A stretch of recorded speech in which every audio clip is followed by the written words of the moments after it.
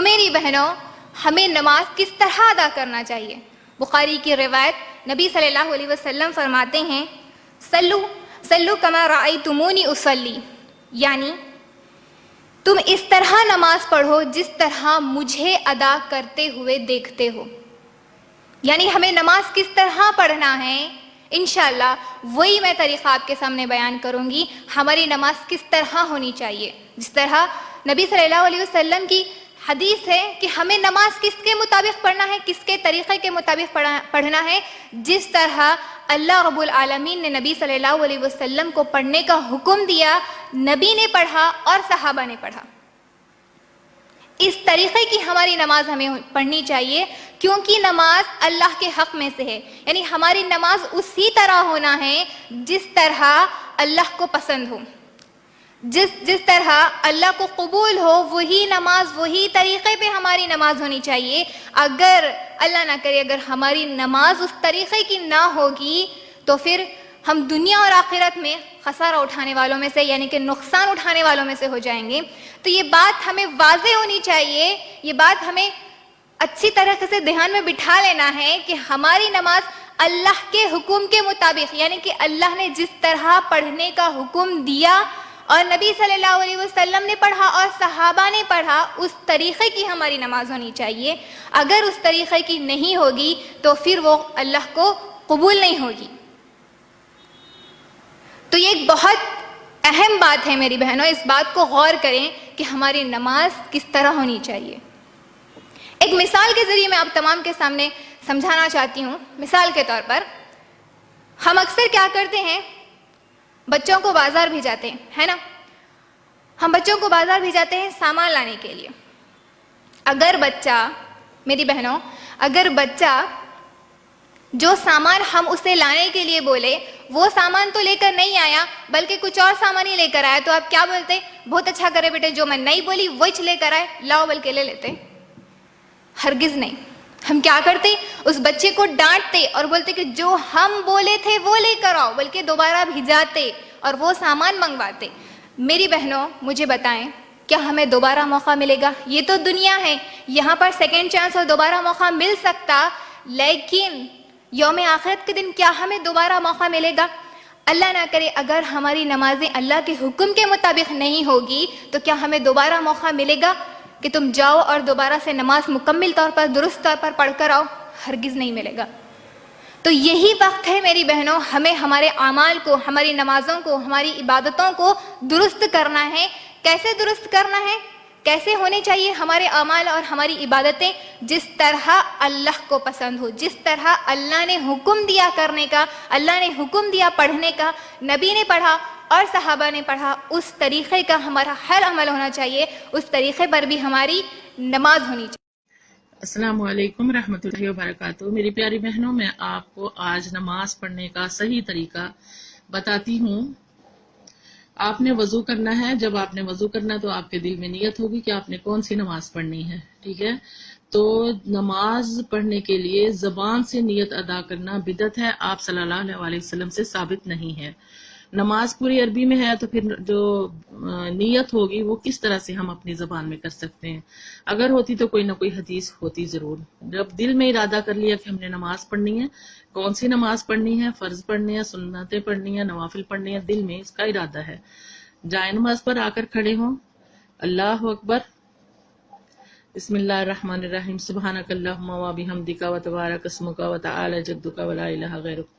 اعوذ باللہ من الشیطان الرجیم. بسم اللہ الرحمن الرحیم. آپ نے سورہ فاتحہ پڑھنی ہے، اس کے بعد بسم اللہ الرحمن الرحیم.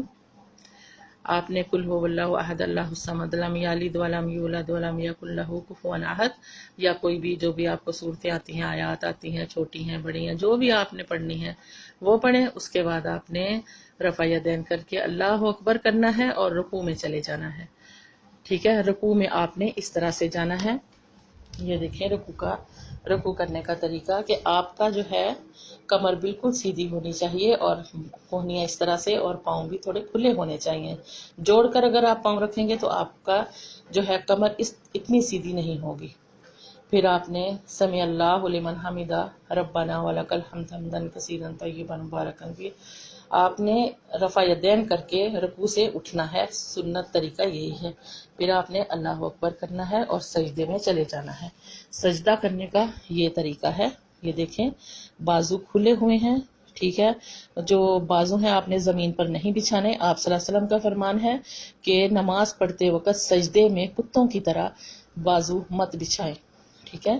تو آپ صلی اللہ علیہ وسلم نے یہ بھی فرمایا کہ سلو کما رأیتمونی اصلی، اس طرح سے نماز پڑھو جیسے مجھے نماز پڑھتے ہوئے دیکھا ہے۔ بہنوں رکوع جو ہے وہ بالکل اس طرح سے، سجدہ جو ہے وہ بالکل اس طرح سے کرنا ہے آپ نے، ٹھیک ہے۔ اللہ اکبر کرنا ہے، سجدہ سے آپ اٹھیں، یہ ایک سجدہ ہو گیا۔ اگر کوئی آپ نے دعا پڑھنی ہے سجدہ کی، سجدہ سے اٹھ کر بین جلساتین، تو وہ دعا پڑھیں اور پھر اس کے بعد آپ سجدہ میں چلے جائیں۔ یہ دوسرا سجدہ ہو گیا آپ کا۔ سجدہ اس طرح سے آپ نے کرنا ہے، ٹھیک ہے، اور پھر آپ نے سجدہ میں سے اٹھنا ہے دوسری رکعت کے لیے۔ اس طرح سے آپ نے دوبارہ سورہ فاتحہ پڑھنی ہے اور آپ نے سورت پڑھنی ہے قرآن پاک کی، جو بھی آپ نے پڑھنی ہے، اور اس کے بعد پھر آپ نے اللہ اکبر کر کے رکوع میں جانا ہے، اس طرح سے پہلے کی طرح بالکل آپ کی کمر سیدھی ہو، اور یہ آپ کا دوسرا رکوع ہو گیا۔ سمیع اللہ لمن حمدہ ربنا ولک الحمد حمدا کثیرا طیبا مبارکا فیہ، رفع یدین کرنا ہے، رکوع سے اٹھے، پھر آپ سجدہ میں چلے گئے۔ یہ سجدہ بھی اسی طرح سے جیسے پہلے سجدہ کیا ہے وہی سجدہ ہے۔ اللہ اکبر کریں،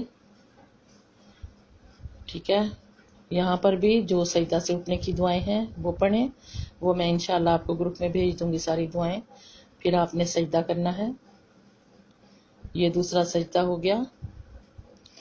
اب آپ پھر سجدہ سے اٹھیں گے اللہ اکبر کر کے، اور پھر آپ نے اتحیاتو پڑھنا ہے۔ اتحیاتوں میں بیٹھتے وقت آپ انگلی دیکھیں کہ آپ نے ہاتھ کس طرح سے رکھتے ہیں۔ اتحیات شروع کرتے ہی آپ نے یہ انگلیاں جو ہیں وہ اس طرح سے رکھنی ہیں اور انگلی کو ہلانا شروع کر دینا ہے اور آخر تک اسی طرح سے ہلاتے رہنا ہے۔ بعض بہنیں کیا کرتی ہیں، جب شہادت پر آتی ہیں، اشہد ان لا الہ پہ آتی ہیں، تو انگلی کو ذرا سا خم دیتی ہیں، ہلاتی ہیں، اور اس کے بعد پھر انگلیاں سیدھی کر لیتی ہیں۔ اس طرح سے نہیں ہے، جو مسنون طریقہ ہے آپ صلی اللہ علیہ وسلم نے اس طرح سے کیا ہے اور انگلی ہلکی ہلکی ہلاتے رہے ہیں، ٹھیک ہے، یہ مسنون طریقہ ہے۔ اور اس کے بعد آپ نے جتنی دعائیں مانگنی ہیں، اتحیاتو پڑھیں، درود شریف پڑھیں، اور جو دعائیں آپ کے دل میں ہیں، جو آپ مانگنا چاہتی ہیں اللہ سے، سجدے کی حالت، تشہد کی حالت میں آپ اللہ تعالیٰ سے سب دعائیں مانگ سکتی ہیں مسنون، ٹھیک ہے۔ تو یہ نماز کا طریقہ ہے، یہ 2 رکعت ہو گئی۔ السلام علیکم ورحمۃ اللہ، السلام علیکم ورحمۃ اللہ۔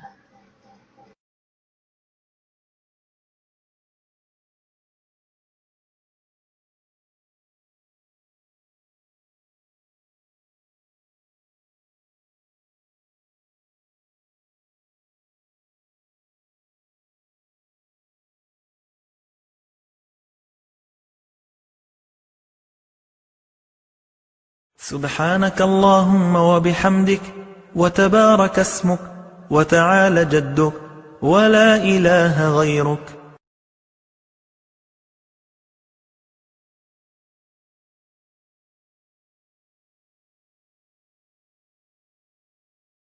Recite the first chapter of the Quran, the opening. سورة الفاتحة. أعوذ بالله من الشيطان الرجيم. بسم الله الرحمن الرحيم.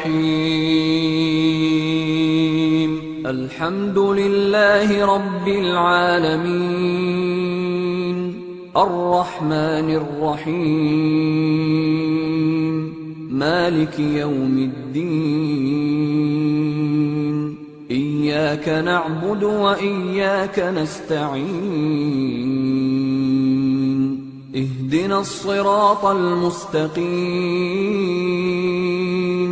صراط الذين أنعمت عليهم غير المغضوب عليهم ولا الضالين.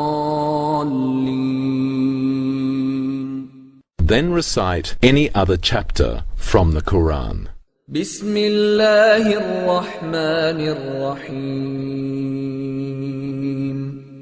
قل هو الله أحد الله الصمد لم يلد ولم يولد ولم يكن له كفوا أحد الله أكبر.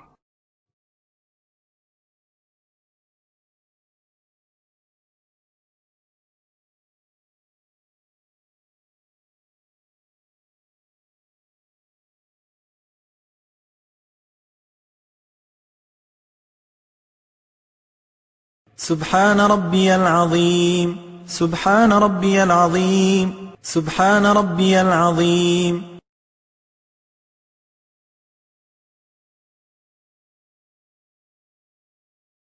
سمع الله لمن حمده.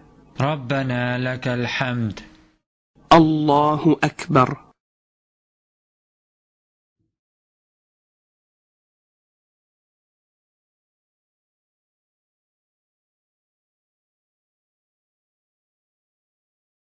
سبحان ربي الأعلى سبحان ربي الأعلى سبحان ربي الأعلى.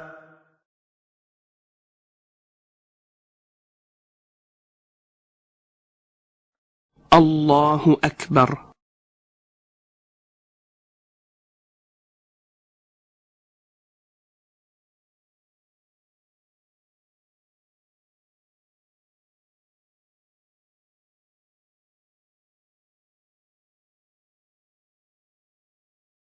الله أكبر. سبحان ربي الأعلى سبحان ربي الأعلى سبحان ربي الأعلى. الله أكبر. Then stand for the second unit of prayer.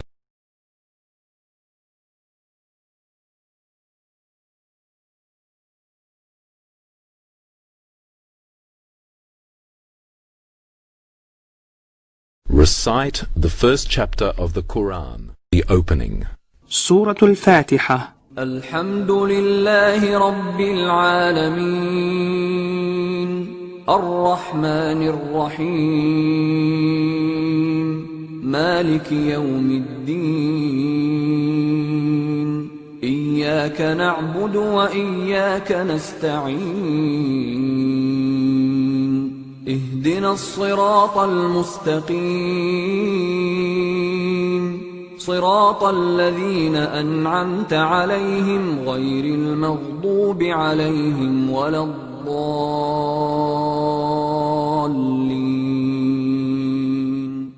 Then recite any other chapter from the Quran.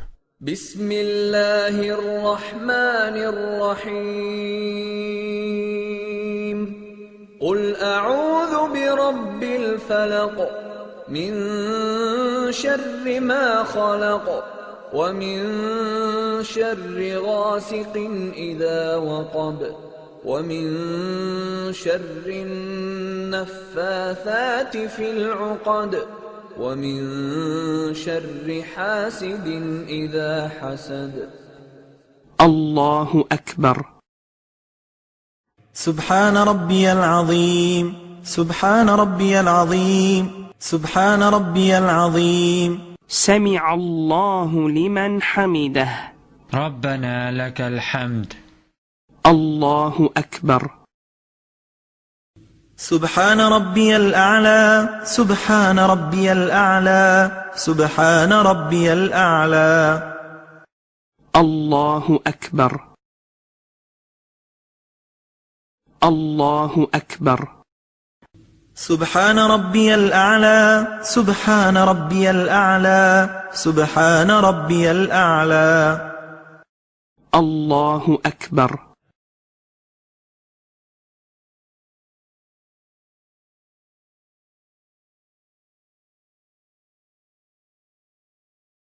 التحيات لله والصلوات والطيبات.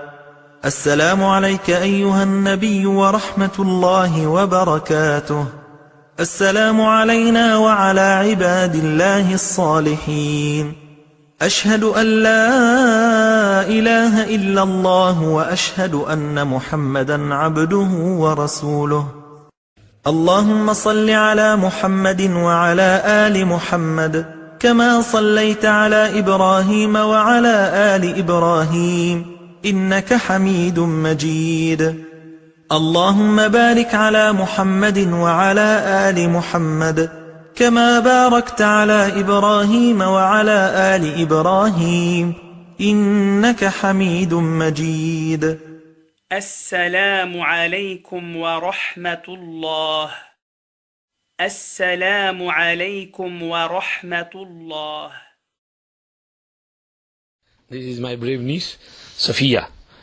She is only 6 years old. MashaAllah, she is praying her namaz and she knows her namaz properly. May Allah bless her, make her pious.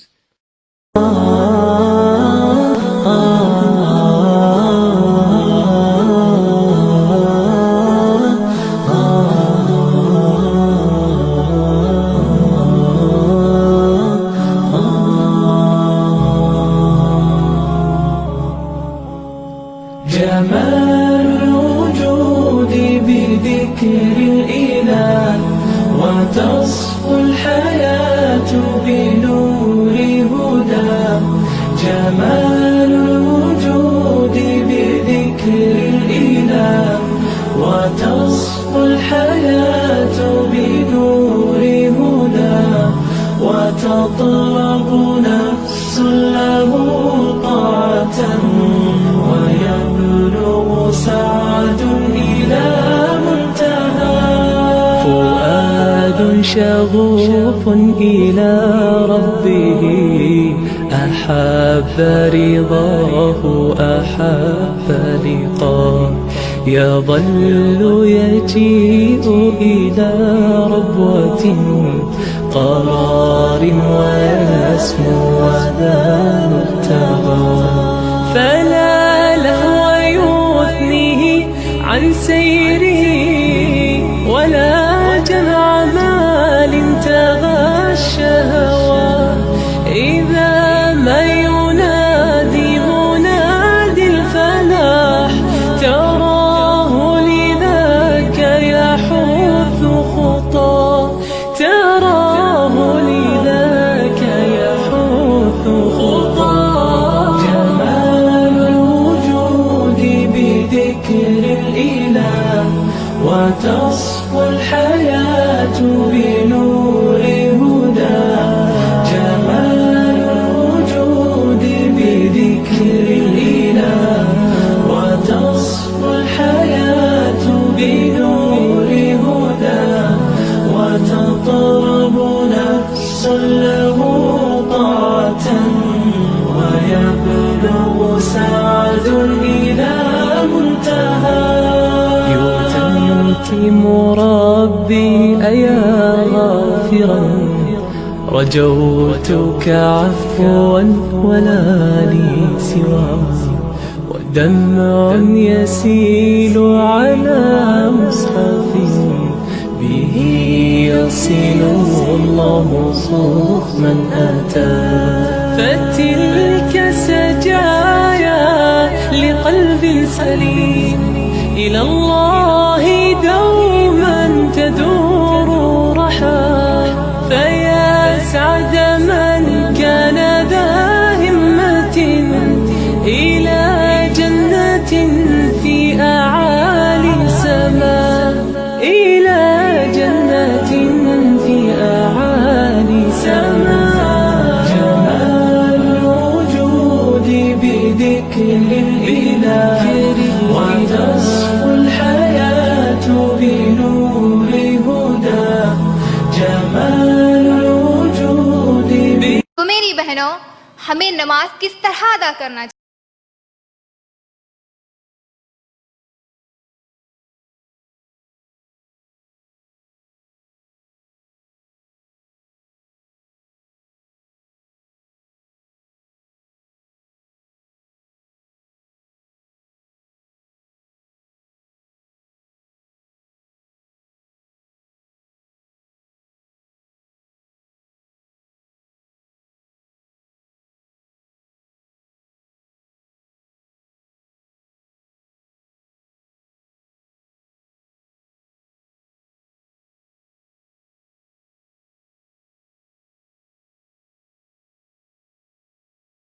شكرا يا ربي شكرا هديت قلبي شكرا نورت دربي شكرا شكرا يا رب شكرا يا ربي شكرا هديت قلبي شكرا